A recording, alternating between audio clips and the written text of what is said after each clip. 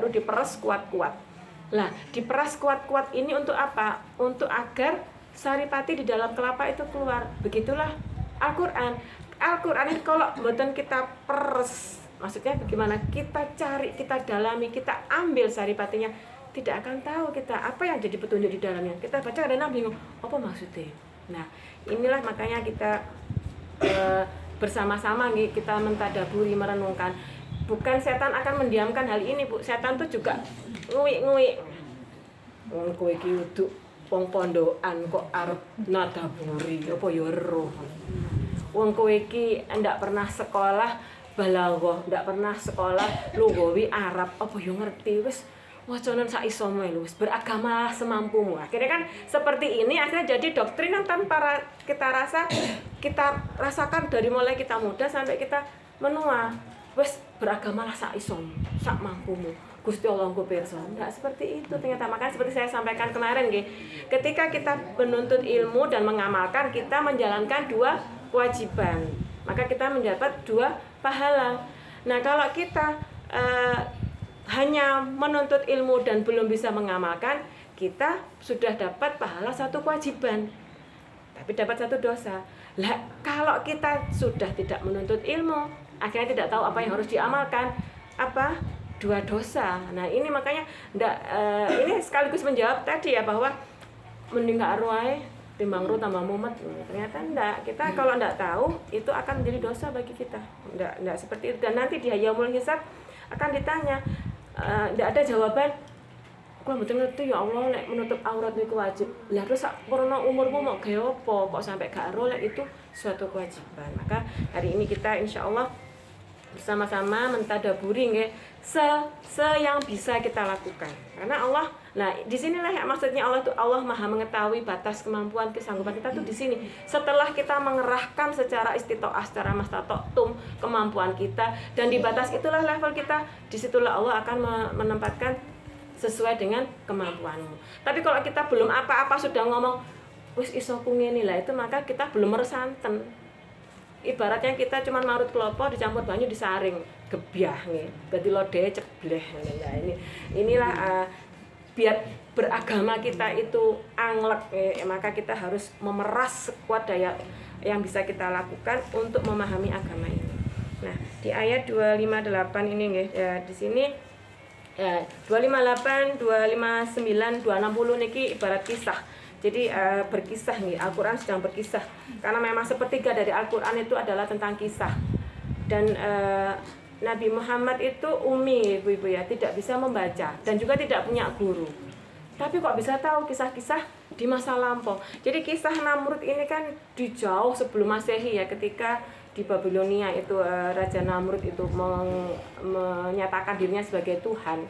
Jadi waktu itu rakyat itu setiap hari harus minta makanan ke raja. Sing menyatakan setiap kali mau ambil makanan ke raja itu ditanya dulu, siapa Tuhanmu? Namrud, baru dikasih makan. Kalau enggak bilang Namrud, enggak dikasih makan. Mau sampai mati mboten dikasih makan. Nah, ini tak pikir-pikir metode ini kali sakniki. Jadi harus ada pengakuan bahwa raja itu adalah Namrud baru dikasih makan. Lah, pada saat itu Nabi Ibrahim juga mengambil jatah makanannya, ditanya, siapa Tuhanmu? Tuhanku adalah yang menghidupkan dan mematikanku, sekaligus menghidupkan dan mematikanmu. Marah Namrud, lho kok iso? Wong sing mematikan menghidupkanku aku, Tuhan itu adalah aku. Jajal, memang kamu memang bisa menghidupkan dan mematikan. Diambil 2 narapidana dari penjara, yang satu dibunuh, yang satu dibiarkan hidup. Loh ini kan bukti bahwa aku mematikan dan menghidupkan. Ternyata dijawab Allah di ayat ini. Tidak seperti itu maksudnya menghidupkan dan mematikan. Jadi yuhyi wa yumit itu adalah menghidupkan dari yang tiada menjadi ada. Bukan kok mateni wong sing wis enek, gampang nih. Mateni sing wis urip. Nah, ini namanya mematikan. Kemudian membiarkan hidup yang memang sudah hidup. Ini bukan yuhyi wa yumit.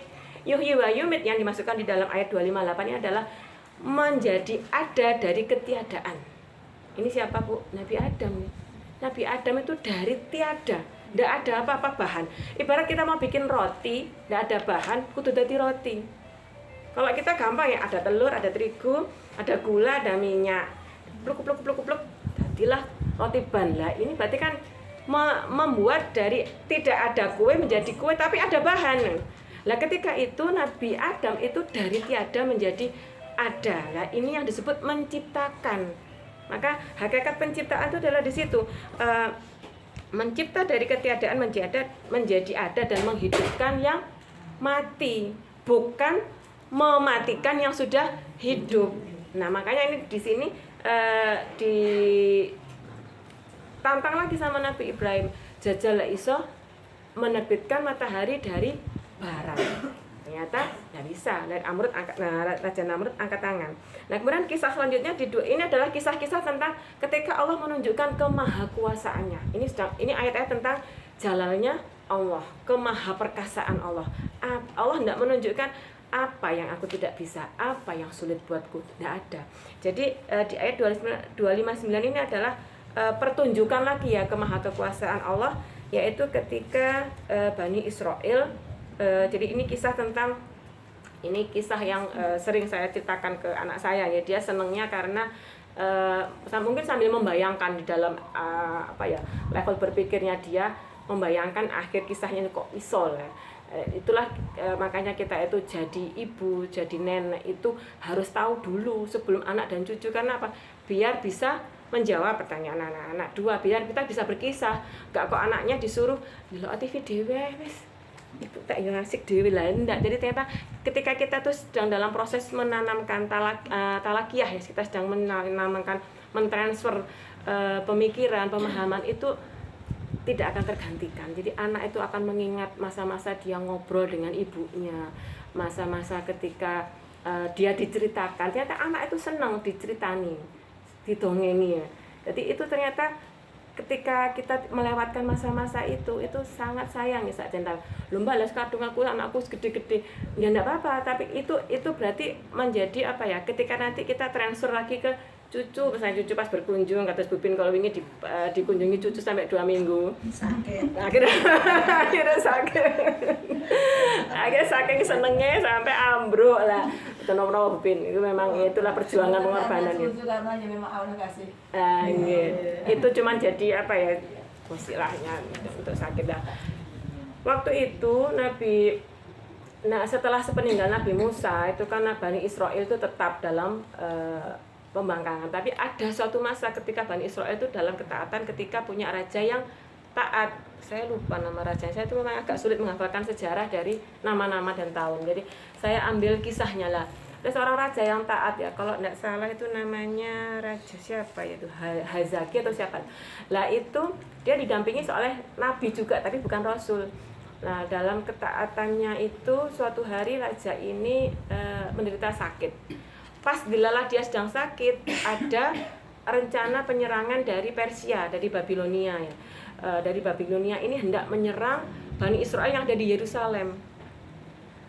Karena kesolehan raja ini dan ada seorang nabi di situ yang mendoakan ya Allah, lindungilah kami dari serangan orang-orang jahat, manusia-manusia jahat. Atas izin Allah ya, sebelum memasuki gerbang Yerusalem, pasukan dari Persia ini dimatikan semua oleh Allah, meninggalkan 5 orang, 1 rajanya itu dan 4 orang komandan perang. Nah setelah tinggal 5 orang ini pasti jelas kalah ya, ketika memasuki gerbang akhirnya ditangkap oleh pasukan raja ini dan dibawa keliling kota, dihinakan, mungkin disiksa, mungkin kalau sekarang itu dikeler gitu ya. Lah dikeler lah. Ini pada setelah beberapa kurun waktu setelah ditawan dibebaskan. Dari 5 orang ini ya, raja dan 4 orang komandannya ini ada seorang yang bernama Nebukadnezar atau Bukhtanasar ya. Itu kalau kita baca sejarah itu ada memang yang pemimpin besar di dunia ini yang sangat kejam.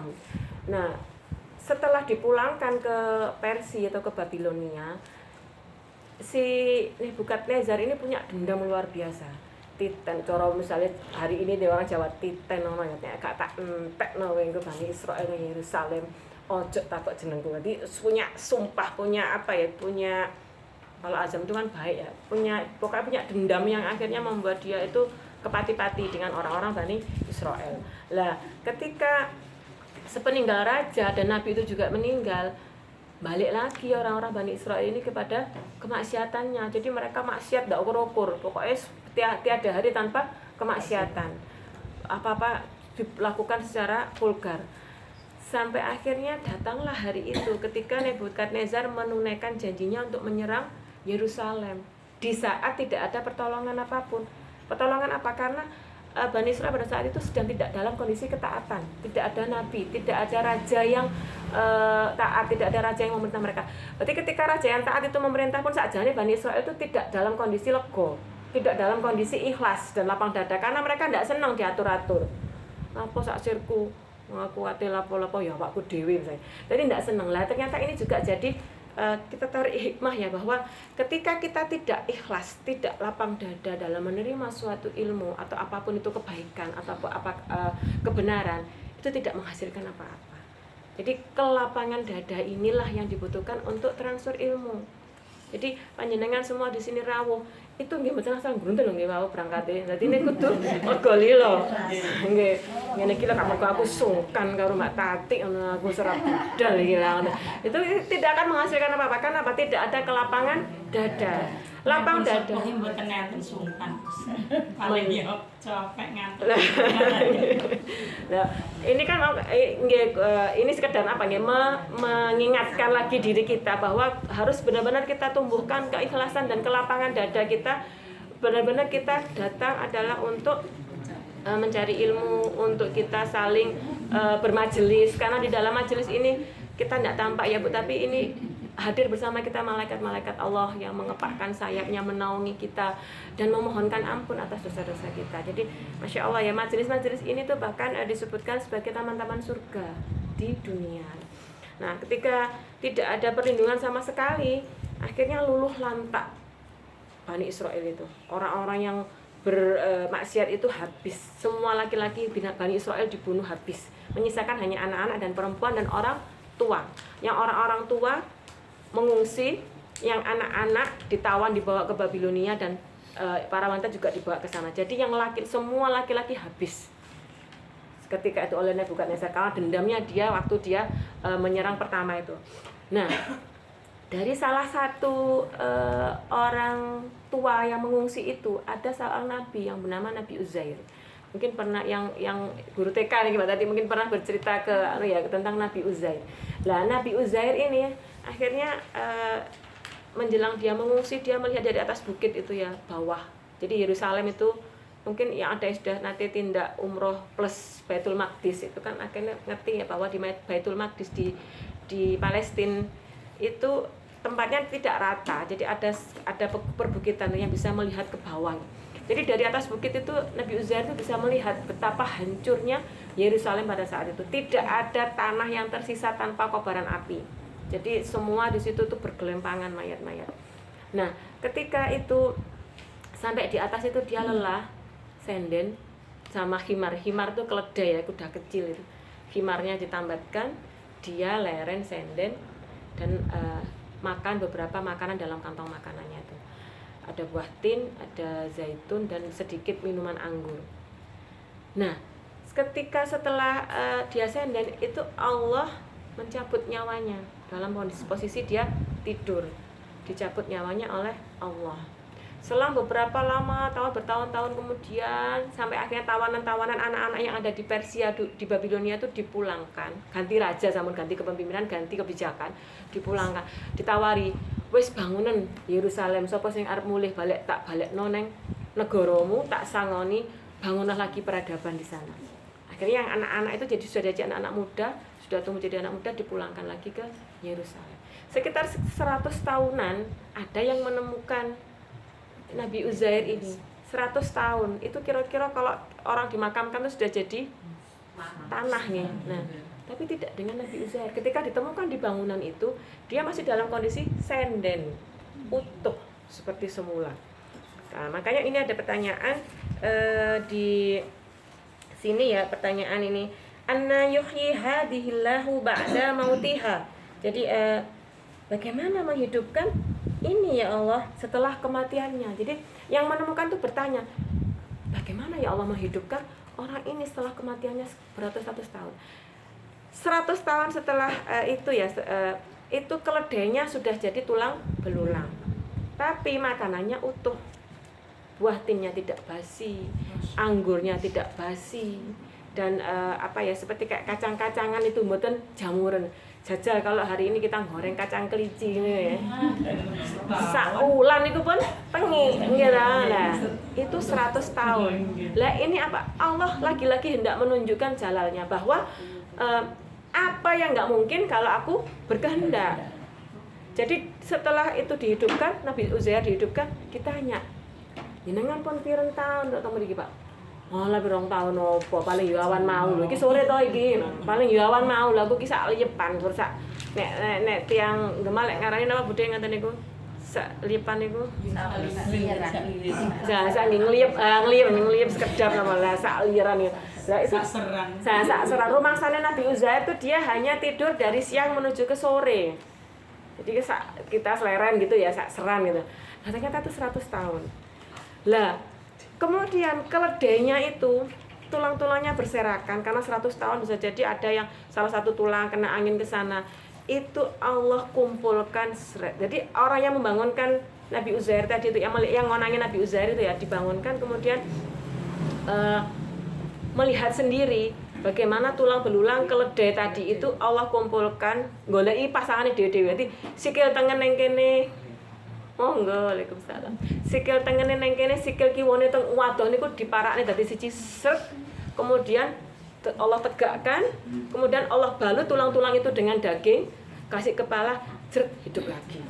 Lah inilah bukti bahwa Yuhyi wa Yumiit itu seperti ini gitu loh. Jadi Allah tunjukkan bahwa keledai yang sudah tinggal tulang belulang itu bisa hidup lagi sebagai keledai.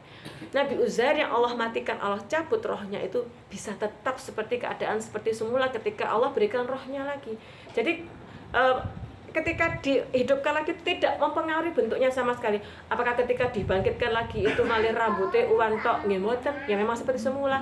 Apakah posisi mata berubah? Enggak. Jadi wajah Nabi Uzair itu tetap seperti sebelum dia dimatikan oleh Allah. Lah ini adalah ayat-ayat lagi yang menjawab pertanyaan tentang kemahakuasaan Allah. Jadi ini 258, 259, 260 itu adalah jawaban untuk mereka-mereka yang ndaku, yang mereka-mereka yang mengaku dirinya sebagai Tuhan. Seperti apa kemampuanmu kok kamu berani-berani menunjukkan dirimu adalah sebagai Tuhan. Nah, kemudian ini lagi ditunjukkan lagi ya oleh Allah di ayat 260 ketika Nabi Ibrahim dengan kritisnya bertanya, ya Allah kula niku kok dereng yakin nggih jenengan niku saged menghidupkan sesuatu yang sudah mati. Kalau menghidupkan yang sudah mati, kalau mematikan itu mungkin saya saged paham, mati berarti sudah selesai.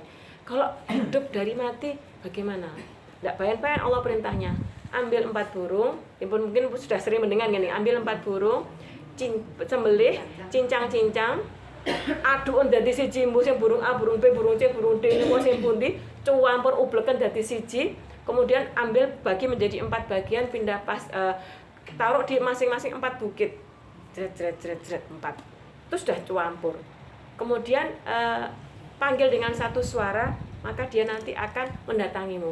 Beneran ketika Nabi Ibrahim itu memanggil ya, dan tidak disebutkan ini panggilan, yang jelas ada suara diperintahkan oleh oleh Allah untuk mengeluarkan suara memanggil. Datanglah 4 burung itu dalam kondisi seperti semula. Padahal waktu itu balungnya pisah-pisah, dagingnya pisah-pisah. Nah ini betapa Allah itu hendak menunjukkan kemahakekuasaannya. Berarti kalau sampai di sini di ayat 260 ini belum muncul keyakinan, belum muncul rasa yakin bahwa Allah itu mampu membuat segala sesuatu, maka harus dipertanyakan lagi bagaimana kita berimannya. Apakah benar-benar kita itu mengimani rukun iman? Apa? Belum lah. Karena apa? Karena di sini dengan sangat gamblang ditunjukkan bahwa tidak adalah ditutup oleh Allah dengan apa? Ketahuilah bahwa Allah Maha Perkasa, Maha Bijaksana. Jadi bersikap kritis itu tidak apa-apa ya Bu ya. Jadi misalnya kita kadang-kadang kalau ke anak-anak itu, anak yang banyak tanya, ditakon ae. Lakon ae ciwi saya. Jadi bersikap kritis itu baik, bukan hal yang tabu. Asalkan kekritisannya itu dilandasi dengan keimanan. Jadi yang dilakukan Nabi Ibrahim ini adalah dia berpikir kritis karena keimanannya. Ya Allah, bukan aku menyaksikan kemahakuasaanmu, tapi aku hanya ingin tahu untuk menguatkan keimananku. Apa ya iya nek wong wis mati ku iso engko hidupkan lagi. Maka Allah kasih contoh, nek ekstrim manusia sih caca-caca mangke terlalu ekstrim ya, makanya Allah menyuruh burung. Jadi kekritisan ketika itu dilandasi oleh keimanan, bukan karena menyangsikan atau mengingkari, itu diperbolehkan. Jadi yang tidak boleh itu kalau kita menyangsikan apa iya. Nah, seringkali kan kita itu menyangsikan syariatnya. Jadi syariat riba misalnya. Syariat riba itu bahwa Allah akan membuatnya tersiksa di malam hari dan terhina di siang hari. Apa iya. Nah, jadi ini berangkat dari menyangsikan syariat. Kalau ini berangkat dari pertanyaan kita tentang yang dilandasi dengan keimanan, itu boleh. Jadi seperti pertanyaan Nabi Ibrahim itu, apa ya Allah, ketika seseorang yang sudah mati itu bisa engkau hidupkan. Nah, ini akhirnya masih dibuktikan lagi Allah di era Nabi Isa ya. Nabi Isa juga mukjizatnya menghidupkan orang yang mati. Bukan saja membuat orang yang buta jadi bisa melihat. Jadi Allah tuh sakjane di dalam Quran itu sudah banyak bukti-bukti yang ditunjukkan Allah, maha kuasanya Allah, maha hal yang tidak mungkin dalam logika manusia itu menjadi mungkin. Maka kalau kita mengimani ini ya Bu, berarti kita tuh akan yakin pertolongan Allah, akan yakin dengan doa-doa kita. Nah, selama ini yang terjadi, kita itu berdoa tapi tanpa keyakinan. Kita meminta pada Allah tapi kita tidak yakin Allah akan menolong.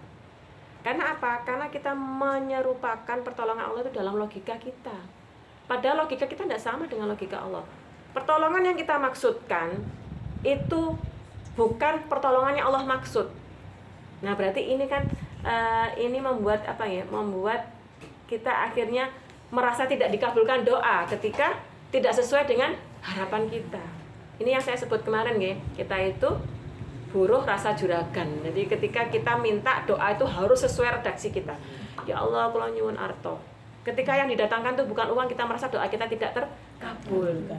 Padahal kan jenengan sampun sami pirsa nggih bahwa 3 hal doa itu dikabulkan langsung, atau yang kedua Allah hindarkan dari bala, atau yang ketiga Allah lumpuhkan. Nah, Allah simpan sampai dulu Allah tunjukkan ya pada seorang hamba ketika dalam Isra Mi'raj itu. Loh, apa itu ya Allah? Yaitu 2 gunung emas, 2 buah gunung Uhud. Bener sama persa gunung Uhud ngeten mriko kalau ini. Nah, wageng ya belah itu 2 gunung Uhud itu emas permata. Nah, ini kenapa ya Allah? Itu doa-doamu yang dulu belum aku kabulkan. Nah, nek kayak gini berarti kan kita akhirnya apa? Dikabulne alhamdulillah, mboten dikabulne duwe celengan ngeten nggih alhamdulillah. Berarti kan ndak ada kita pegel. Ya Allah, kula pun ndonga ngoten ya Allah. Itu karena kita selalu menganalogikan, mengasumsikan doa itu dalam logika kita. Kita tidak pernah atau jarang mengasumsikan doa itu dalam kepasrahan, kula pasrahne ya Allah, bagaimana yang terbaik. Ini adalah doa saya, pinta saya. Ini dalam pemikiran saya, dalam kapasitas akal saya. Tapi selanjutnya kula pasrahne. Napa-napa ingkang saya damel kula. Lah, ini berarti kan sudah kepasrahan bahwa apapun yang Allah tetapkan itu pasti yang terbaik untuk kita. Nah, kemudian kita masuk ke cara-cara penggunaan harta dan hukum-hukumnya di 261 sampai 269 adalah tentang penggunaan harta. Jadi kita tuh seringkali kebalik nih ke anak-anak itu. Kita ngajari cari uang, tapi lupa nggak mengajarkan membelanjakan uang. Golek duit sing pinter, ben kok sugih, nek sugih engko sing ngewangi wong akeh iki sing apik nggih. Nek gak ono kok golek duit sing akeh ben omahe magrong-magrong ya ada mobil. Ndak salah, tapi kita lupa untuk mengajari membelanjakan itu yang benar sesuai syariat seperti apa. Karena seperti tadi ya disebutkan Ustadz di tadabbur tadi pagi ya, bahwa kalau syariat itu di Al-Mu'minun ayat 71, kalau syariat ini aku tetapkan sesuai dengan hawa nafsu kalian, bubrah donya iki. Karenanya aku tetapkan syariat ini menurut logikaku, maksudnya logikanya Allah. Jadi makanya seringkali kita tuh merasa syariat itu memberatkan. Karena apa? Karena kita merasa syariat itu Allah tetapkan tidak sesuai dengan hawa nafsu kita. Kuwi mboten. Hawa nafsunya kita napa? Enake iku ndelalah nggih kalau mungkin pas waktu puasa itu ki undangan makan itu jadi lebih banyak saya pas saya sunah ngoten nggih. Atau misalnya pas waktu sudah kita niatkan puasa sunah misalnya Daud ternyata diajak teman. Nah itu kadang-kadang memang kita itu ya itulah semakin banyak amaliah yang kita lakukan tuh setan juga tidak akan tinggal diam.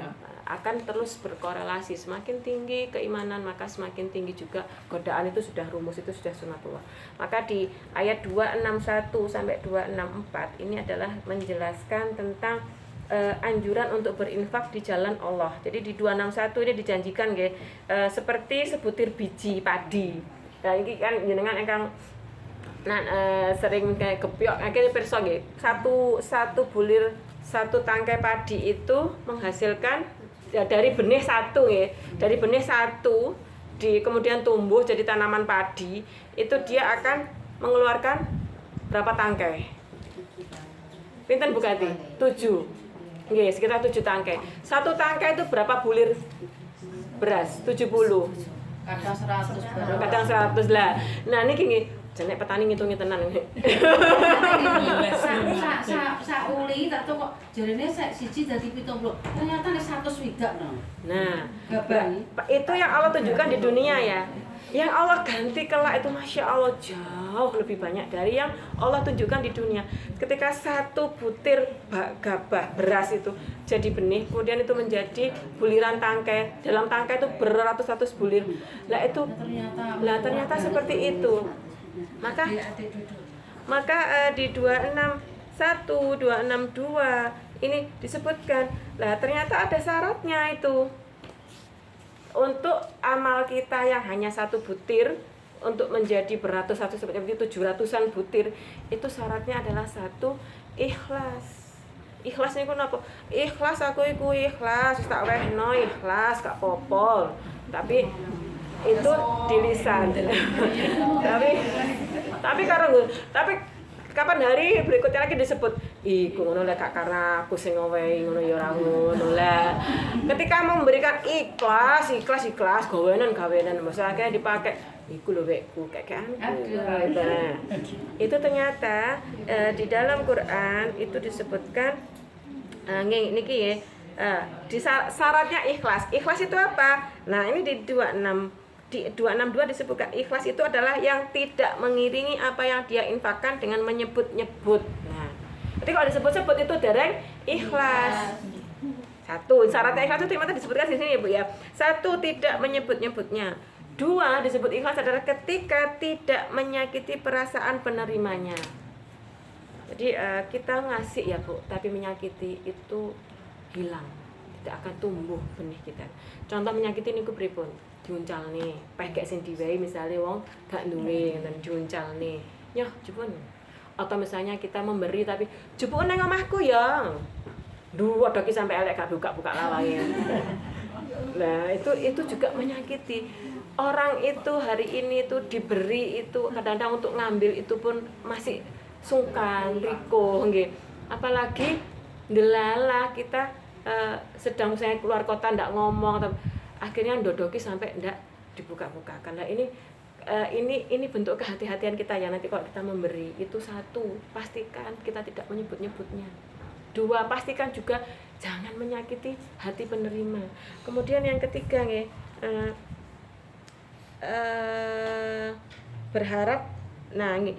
berharap yang baik, yaitu memperoleh pahala di sisi Allah, tidak ada rasa takut pada mereka dan tidak bersedih hati.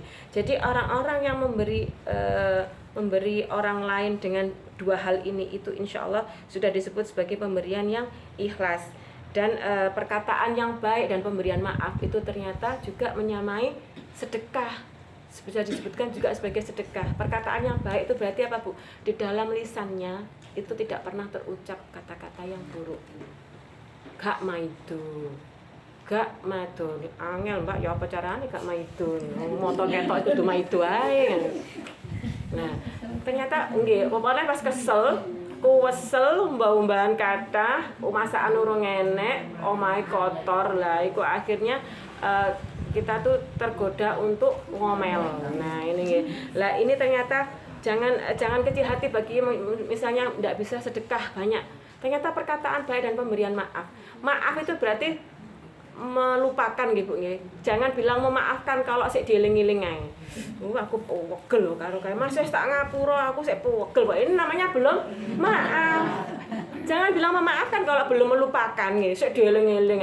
Aku pokoknya sik kelingan lho Dek kae kenang arisan lho. Jenengku disebut-sebut jarine utangi sing paling akeh. Dadi sik pegel nggih. Pegele ini ketika ketemu Mbak Am sepurane ya Mbak, oh nggih betul napa-napa. Tapi nang atine sik tidak melupakan. Jadi syarat memaafkan itu adalah mengampuni dan melupakan. Nek sik eling berarti belum memaafkan. Hapusi berarti maafnya itu ya. Karena Allah janjinya Allah apa? Ketika Allah memaafkan itu Allah menghapus Bu dari catatan amal itu. Masya Allah nggih. Makanya kita tuh kalau minta mohon pada Allah tuh senantiasa mohon apa? Afun itu permaafan Allah ya Allah. Jangan hanya Engkau ampuni aku, tapi juga maafkanlah semua kesalahan. Karena ketika salah-salah dan dosa kita itu dimaafkan Allah, itu di-delete Bu. Diblusek, sudah tidak ada nggih, sudah tidak ada di catatan amal buruk kita. Masya Allah nggih. Maka kita tuh tiap hari tuh tugas kita tuh memang ngerepek sama Gusti Allah, minta maaf dan ampunan. Lah kalau Allah itu lo mengampuni, lah kok kita tuh kadang-kadang jumawa men nonton wong njaluk sepura mboten disepuro. Disepuro nang lambe tok, mari ngono sik dieling-eling ae nang wong liya dicicakno. Kae lho, jangan baik nek anu. Jadi itu pun namanya belum memaafkan. Kalau Allah itu kita minta maafnya, lah kok kita sulit memaafkan orang lain, melupakan. Lupakan apa yang keburukan orang lain yang dilakukan itu pada kita tuh dilupakan. Ini yang Allah perintahkan. Ojo dieling-elingan apa? Yang rusak hati kita sendiri, yang rusak badan kita sendiri. Orang itu lek ngeling-eling eleke wong niku napa, Bu? Isine napa? Mengkap-mengkap, nggih, pegel, mangan gak enak, turu timbang glebung lagi jenenge kan tersiksa dengan sendirinya. Maka betul nggih. Maka disebutkan di sini di 263 bahwa perkataan yang baik dan pemberian maaf itu lebih baik daripada sedekah yang diiringi dengan tindakan yang menyakiti.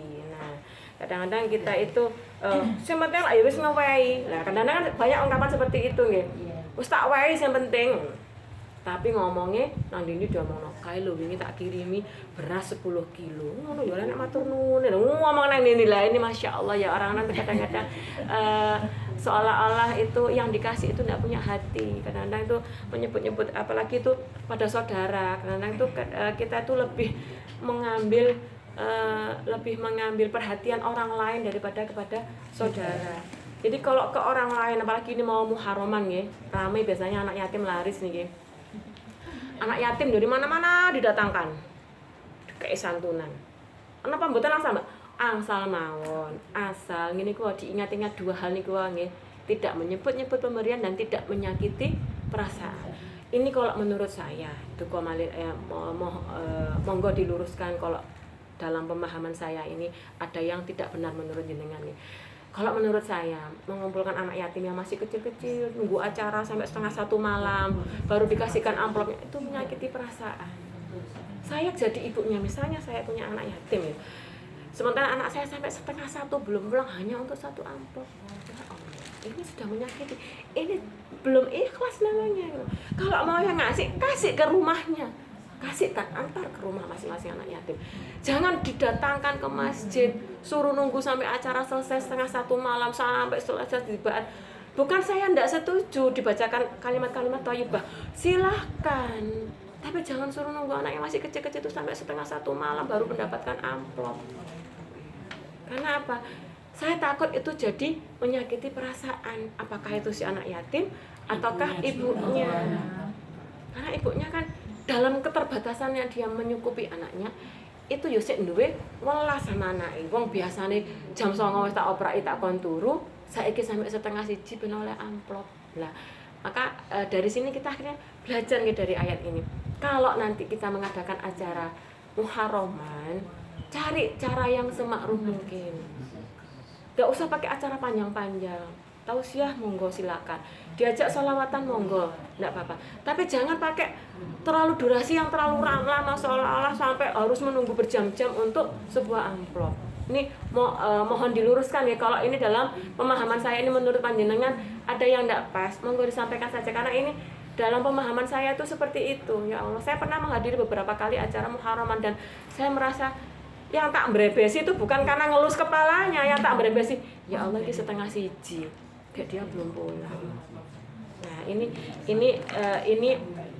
jadi pelajaran buat kita semua ya, yang mungkin nanti Masjid Balong akan mengadakan acara muharraman mungkin, atau mungkin di lingkungan panjenengan, cari cara semakruh mungkin yang tidak menyebut-nyebut dan menyakiti perasaan penerima. Karena ternyata sedekah kita sebanyak apapun, kalau itu menyakiti hati dan menyebut-nyebutnya, itu mendingan gak usah. Karena apa?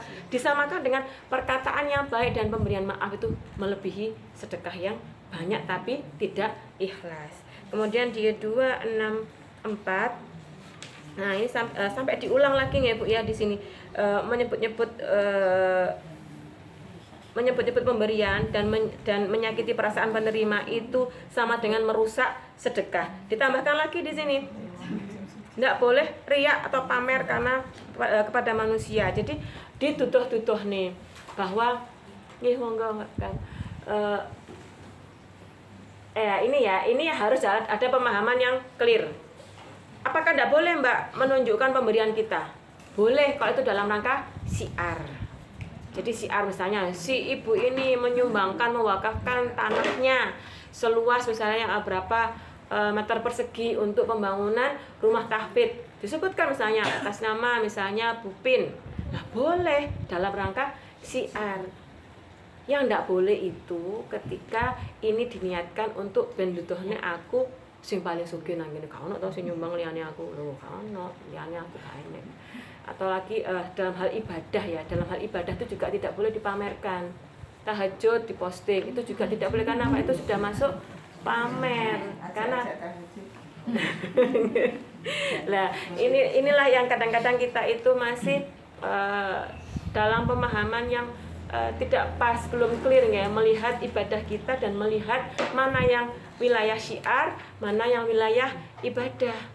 Seperti kemarin misalnya ada yang sapi ya, kemarin Idul Kurban ya, Idul Adha kemarin misalnya si ibu mengkorbankan sapi 2, disebutkan namanya tidak apa-apa. Untuk apa? Untuk memancing para ghonia yang lain, para orang-orang kaya yang lain untuk juga mengikuti langkahnya. Karena dua iri yang boleh, iri itu boleh pada 2 hal. 1, pada orang berilmu yang dia membagikan ilmunya. 2, pada orang kaya yang dermawan. Itu boleh meri. Ya Allah enak erek wong iku lho iso nyumbang nang ngene panti asuhan sampai ratusan juta. Kapan aku diparingi? Itu boleh Bu meri seperti itu. Karena apa? Dia orang kaya yang dermawan. Itu disebutkan hanya 2 orang itu yang boleh dimereni. Dimereni nih diiri. Tidak boleh kita meri pada orang yang kafir kaya raya tapi dia tidak dermawan. Tidak boleh. Enak aja wong iku mobilnya lo makro 10. Padahal kita tahu dia adalah orang-orang yang suka maksiat, itu tidak boleh kita meri. Jadi jelas sampai di sini nggih bahwa Allah itu Maha memberikan petunjuk.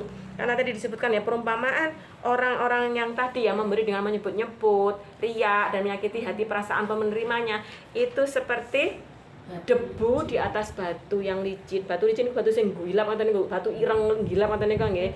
Enten debu sing nemplek, bengine udan deres. Nilas mboten. Seperti itulah perumpamaannya. Emang nggih Bu, duit ratusan juta misalnya kadung disumbangno, tapi dipamer-pamer nih.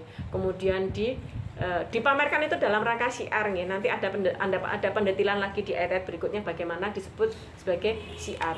Nah, itu maka kita harusnya setelah ini berhati-hati. Pemberian sekecil apapun kita niatkan untuk Allah, untuk mencari ridhonya Allah. Karena salah satu indikator sedekah kita itu diterima, kita semakin nagih, kita semakin senang untuk bersedekah, semakin ringan bersedekah. Kemarin misalnya bersedekah 50.000, kemudian kita bersedekah lagi 50.000 itu terasa enteng, atau bahkan ada keinginan untuk menambahnya. Itu namanya salah satu indikator adalah sedekah kita Allah terima. Jadi kalau setelah sedekah itu kadang-kadang kita mikir, mau kok ya rada kakean ya bae mau ngerti mau gak sakmono mesti ae. Nah itu hati-hati, berarti kita harus banyak memuhasabah hati kita. Kemudian di 265 sampai dengan 269 itu adalah tentang ini perumpamaan orang yang menginfakkan hartanya untuk mencari ridha Allah dan memperteguh jiwa mereka adalah seperti sebuah kebun yang ada di dataran tinggi disiram oleh hujan lebat. Ini seperti daerah-daerah subur nggih. Sekitar Gunung Wilis, Tawangmangu, niku kan subur nggih Bu. Kalau kita lewat ke sana itu Masya Allah hijau semua pemandangan tuh.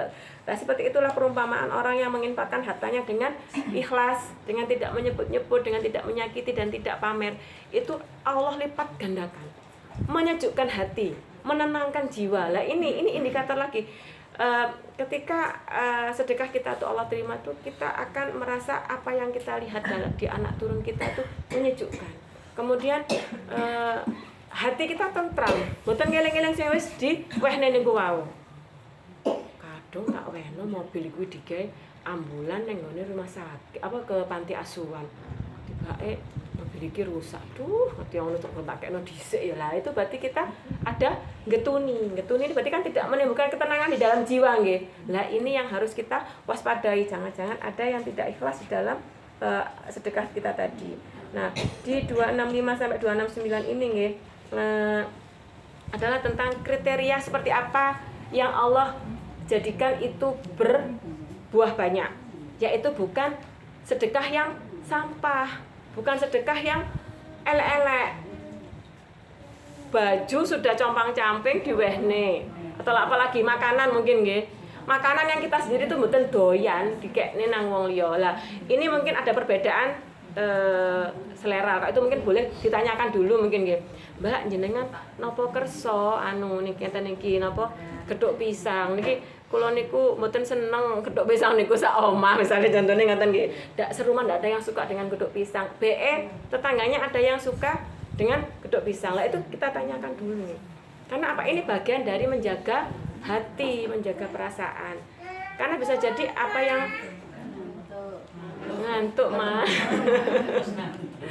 Bisa jadi apa yang kita tidak suka itu orang lain suka. Ada orang yang tidak senang durian loh Bu, jangan salah. Mungkin yang kita semua ada yang tidak suka durian. Dilalah dikei durian koncone.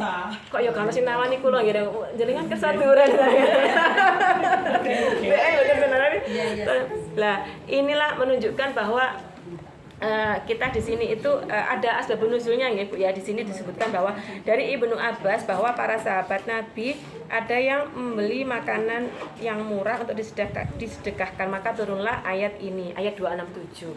Jadi kita itu tidak boleh Bu, ketika kita itu makan sendiri aja tidak mau disumbangkan ke orang lain. Jadi makanya kan beras zakat barang itu kan juga seperti apa yang kita makan. Bukan kok kita makan setiap hari pakai beras seharga 15.000 per kilo, tapi yang kita zakatkan sing obrokan campuran dodolane wong duwe gawe gitu. Lah ini ngantuk Mas. Mencolot enggak Maya? Lah inilah batas ya. Kadang-kadang kan kita tuh seperti ini, yang kita ndak doyan dikasihkan. Sego berkat ora akeh ditawakno. Sego berkat tok gak ono koncone nek dikekno. Lah itu kadang-kadang kita tuh makanya ya ini ketika orang-orang yang berilmu tuh makanya jadi beda tuh seperti itu nggih. Misalnya kita mau ngasih contoh mawon nggih, nasi berkat di rumah banyak. Tak imbu apa ya sing rada patut apa telur atau apalah ini kok memang kita tuh memberi tuh jangan yang kita sendiri tuh ndak kolu. Kita apa mau makan nasi tuh kan nggih mboten ngono. Nah, sampai di sini makanya kita itu dituntun Allah untuk memberikan yang terbaik dari sedekah kita. Dulu dicontohkan di Habil dan Qabil kan ya, bahwa ketika Habil itu memberikan hasil pertaniannya yang baik, Allah terima. Tapi Qabil yang memberikan apa? Kambing yang kurus, tidak kebalik nggih. Kebalik kata saya nggih, Habil itu kambing gemuk, Qabil itu hasil pertanian yang busuk-busuk, akhirnya tidak diterima. Lah, kadang-kadang kita tuh seperti itu. Kita untuk misalnya persenan karyawan ngoten nggih, dibelikan kaos sing nek didelok teko ado ketok bolong-bolong kabeh ngoten nggih. Kena ge meres santen ya kan saringan tahu jase moderat ya. itu sebaiknya jangan. Karena apa? Karena pemberian itu yang bisa kita kira-kira itu berguna. Kita ngasih yang kira-kira akan dipakai. Jangan ngasih misalnya, ini bukan kok saya ngomongin siapa-siapa, ini hanya sebagai contoh ya.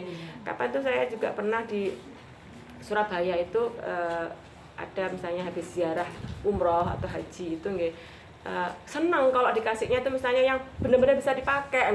Lah itu ada yang ngasihnya niku nggih nyun sewu, bukan ini hanya untuk sebagai gambaran bahwa jangan seperti itu. Memberikan misalnya kerudung yang tipis, itu nggak bisa dipakai. Karena apa? Betul, nggak boleh kita pakai kerudung yang kelihatan lehernya, berarti kan tipis kelihatan lehernya. Lah itu sebaiknya jangan dikasihkan. Karena apa? Kan kita nggak bisa menggunakan, gitu. Maksudnya si pemberinya juga nggak mungkin menggunakan itu, gitu. Maka jangan suruh orang lain untuk menggunakan seperti itu. Lah ini kaidah-kaidah seperti ini yang kadang-kadang belum dipahami oleh banyak orang. Akhirnya memberi ya ikhlasku sakmono, ya ben ikhlasku lah. Berarti ditumbuhkan dulu keikhlasan, memberikan yang terbaik, tidak menyebut-nyebut dan tidak menyakiti hati perasaan. Kalau solusi kalau menurut saya, kalau memang kemampuan misalnya, misal kemampuannya bisa beli harga hanya per 5.000 gitu ya, apa bros atau apa yang migunani atau apa, pokoknya yang penting itu manfaat gitu. Nggih, leres Mbak tadi. Jadi makanya kita harus cerdas ya dalam memberi. Kira-kira pemberian kita itu manfaat atau tidak. Kalau kira-kira tidak ada manfaatnya, eman-eman, karena nggih akan tidak menjadi aliran pahala ya, eman-eman untuk kita gitu loh. Kita sudah mengeluarkan budget, sudah ada anggaran, tapi ternyata itu tidak ada manfaatnya. Maka inilah Masya Allah nih, sedetail itu di dalam Al-Quran disebutkan bahwa pemberian itu yang migunani, yang ada manfaatnya, yang baik, yang tidak disebut-sebut lagi, yang tidak menyakiti. Nah betul. Okay. Pemberian itu yang paling afdoliyah adalah yang kita cintai. Contoh nih, sakjane aku seneng karo gamis iki, tapi karena saiki tambah lemu, malah gak cukup. Nggih, makanya kapan hari saya juga gitu Bu Pin. Saya itu naik drastis dari saya itu 48 ya, saat menikah 60, Masya Allah 12 kilo.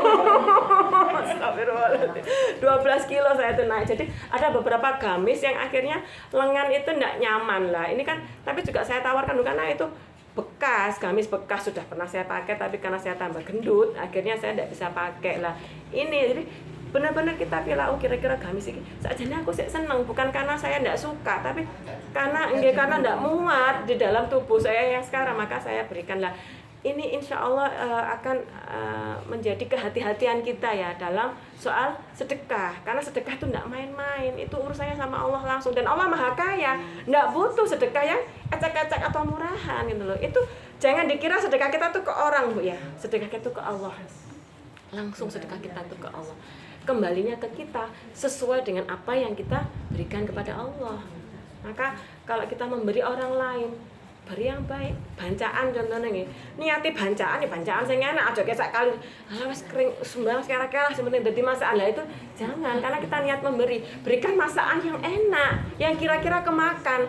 Jangan nggak bikin makanan yang wes kene kayak sok nggih panganan, nggih dhewe ben murah, akhirnya ndak makan. Jangan seperti itu. Jadi kita berikan yang terbaik dari yang bisa kita upayakan. Makanan yang enak, roti yang enak, baju yang bagus, kemudian apa lagi? Buah-buahan kalau mau ngasih, kasih yang buah-buah segar. Jangan sing ketok diwalak-walik kayak ketok sing ireng kayak gini benar ketok. Jadi jangan. Jadi Allah tuh Maha tahu, Bu. Jadi Allah tuh Maha tahu apa yang kita lakukan. Kadang-kadang kita tuh suka lupa nih. Ketika melakukan maksiat itu kita lupa kalau Allah tuh Maha melihat. Emang yang ndonga, ya Allah Engkau Maha mendengar. Rumah samu ini aku pekak ketok kelakuan. Jadi kadang-kadang tuh seperti itu kita itu ya. Ya Allah, jadi semoga Allah mengampuni semua kesalahan kita di masa lampau. Allah bukakan jalan-jalan menuju pemahaman agama, karena ketika Allah itu menghendaki kebaikan atas seorang hamba, maka Allah bukakan pemahaman agama kepada dia, kepada yang bersangkutan. Sedikit demi sedikit jadi tahu, sedikit demi sedikit jadi bisa mengamalkan ilmu yang diperolehnya. Jadi tahu sekarang bahwa sedekah itu tidak sembarangan, karena urusannya dengan Allah.